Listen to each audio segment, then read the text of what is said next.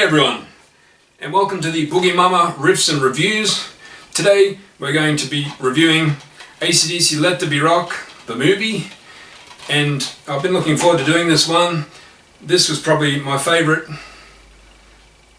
movie to watch back in the 80s, and I remember when we used to go to the video store, and every weekend at Blockbuster you could keep a movie for 1 or 2 nights over the weekend. And my parents used to say, pick a different one. I said, no, I want to pick this one. So I used to always pick the same. It was back on VHS. I used to pick the same video every weekend and rewatch it. And eventually, of course, I grew up and bought my own DVD copy. So AC/DC Let There Be Rock was filmed on the 9th of December 1979 at the Pavillon de Paris, or Paris. And this was AC/DC in the 1970s at their best, in my humble opinion. And this was their last tour with Bon Scott. And there was actually a lot of things involved in this movie, different parts and that, but of course the centerpiece of the whole thing is the concert. And there was actually one song, to my knowledge, that wasn't released on the Let There Be Rock film, and that was the song TNT. And apparently someone has suggested that apparently the people who were filming it didn't like the song for whatever reason, and so they didn't film the song TNT, but the audio was recorded and released at a later date. I'll talk about that shortly. So this was raw 1970s AC/DC, as I was saying, without all the stage props, flames, pyro, and stage effects that they have, and things like cannons they have these days, and what else does AC/DC have? I've seen them front row twice.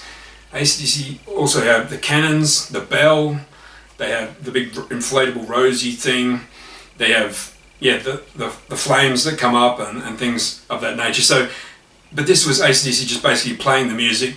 I guess the biggest effect they had was Angus just running around. And I remember when I used to play in a band back in the 90s, and we were in the grand final of the Brisbane Rock Awards, and I was playing and headbanging like that, and I remember just getting such a sore neck, and I literally had to get treatment, physio for my neck.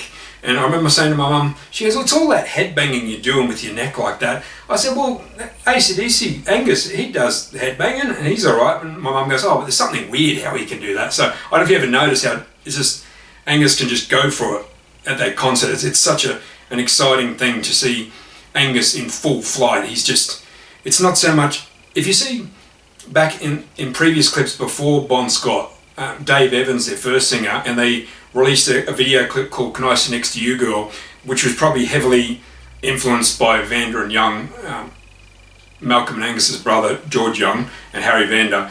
And you could see it was almost like an Easy Beats version of Can I Sit Next to You Girl with Dave Evans singing. And you can see Angus, if you see that old film clip, you'll see Angus is just sort of playing like a normal person, swaying along and playing. And then I'm not sure exactly what must have happened, but between then and the next film clip they brought out, which I presume was Jailbreak with Bon Scott, or possibly the old version of It's a Long Way to the Top, the video the old version of the video with Bon Scott, you can see Angus is just starting to go crazy. So maybe something happened, who knows. George Young, his older brother, might have said, Angus, now you're the lead guitarist, you need to really get out there and do something. So who knows, I'm not sure. I don't want to say maybe Angus was nervous and that's why he's doing it, but it's pretty obvious. You can see Angus, when he's going like this with his legs, that he's keeping the time with a 1, 2, 3, 4, 1, 2, 3, 4. But it's just amazing how you can run around and play and go crazy the way Angus does. It really is something to see, particularly live.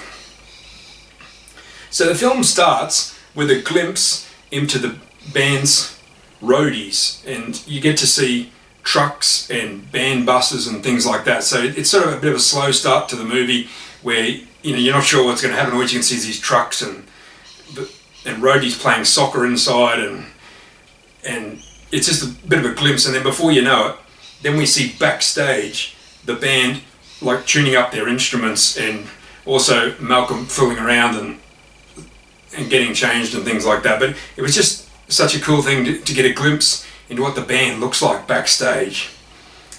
And the movie was also laced with interviews of the band. So there was just little different bits, and this was filmed 2 days prior to the concert footage, and it was just a great insight into the band, especially Bon Scott. It was just priceless, some of the things he'd say. For example, he'd say, Bon Scott would say, "Women, I love them. God's gift to man, And then the interviewer would say, "Men?" He goes, men are alright, shake their hand, say hello, but women, special. You can hug them." And also, the interviewer would say something like, "Are you waiting for the Third World War?" And Angus said, "I started it." So when you see him running around, it's almost as if he's trying to start a war. I'm not sure. But it really was an amazing concert, but I remember on the back of the video that I used to borrow every weekend from Blockbuster, it used to say, "Make sure you take your vitamins and your pills before you watch this one, people. This is something not to be missed." And it really was, a great concert. And unfortunately, after that concert, Bon Scott sadly passed away 2 months after that concert. So that was his last tour. And there was also other parts of the concert where, during the song "Walk All Over You," which isn't actually played in full on the video, but on the audio, I'll talk about that in a sec. In the audio, the CDs that were released at a later date, Walk All Over You was released in its entirety, but they made a bit of a mock-up film clip of that. They had Cliff Williams, the bass player, in an aeroplane flying over, I presume it was around France somewhere, and then you see Phil Rudd, who was in a sports car, because it was no secret that Phil Rudd liked buying cars and boats and things like that, so you could see Phil Rudd driving around this cool silver sports car, and somehow, for some reason, the plane was flying over as well, and then finally the plane lands and Cliff gets in the car with Phil, and then Bon Scott, you see him dancing in this Walk All Over You film clip. You see Bon Scott dancing on what looks like a lake of ice. That's almost what it looks like. And I used to watch it and think, wow, look at that.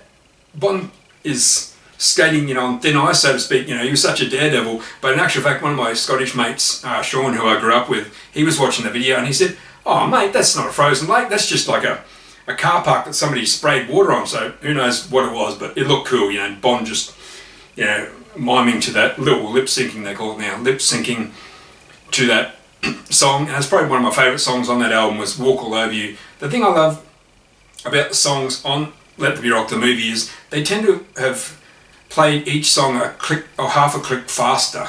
So you can imagine, I'm not saying all bands, but some bands these days, they use a click track for the drummer or whatever, and it's all, in time like that. But could you imagine asking Phil Rudd, "Hey Phil, do you mind playing to a click track tonight?" You get hit over the head with a pool cue or whatever that was. And so there was an audio recording released in the Bonfire box set in 1997, which was the complete concert. And apparently Malcolm Young said that the recording wasn't, like, they made the video, but the recording wasn't recorded in separate tracks for some reason. And so it was actually released the way it was, and that's why it's got such a live sound. It's got a few mistakes. I believe Cliff's bass is supposed to be out of tune in the first song during Live Wire. I don't know. Sorry, spoiler alert. I don't know if you've ever noticed that, but there's little bits like that of feedback and things like that. And they just released it, and it was such a good look into the band, just to see them front row. And I guess one of the things apparently the critics said was that they didn't like how it was filmed from above. Like, a lot of the shots the camera operators did were from a little bit above the stage rather than, say, being within the crowd from front row. But some of the memorable bits I remember from the video were Angus, as I said, running around so much. He was just so sweaty, and at one stage you see him stop playing, you hear him stop playing, and he goes behind the curtain, and then you see the camera operators actually film him getting, I think it's like oxygen or something, halfway through or 3/4 of the way through the concert. He's getting oxygen, and next thing you know, they give him a drink as well. I'm not sure what it was, something to rehydrate him after all that sweating, let's call it that. And then, well, who knows, apparently Angus Young was a big fan of drinking milk. I heard that somewhere recently, that Angus was addicted to drinking milk. So who knows, maybe it was a big drink of milk.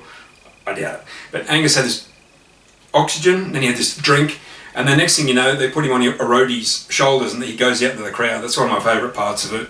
And then when he comes back on stage, he's on Bon Scott's shoulders, the iconic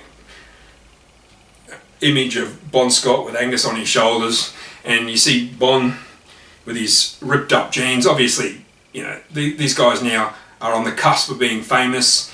As far as I know, this was the Highway to Hell tour, and they were just actually starting to get famous now from that album. That was their first big hit, and it was just unfortunate that Bon passed away, and then they really made it big with the Back in Black album.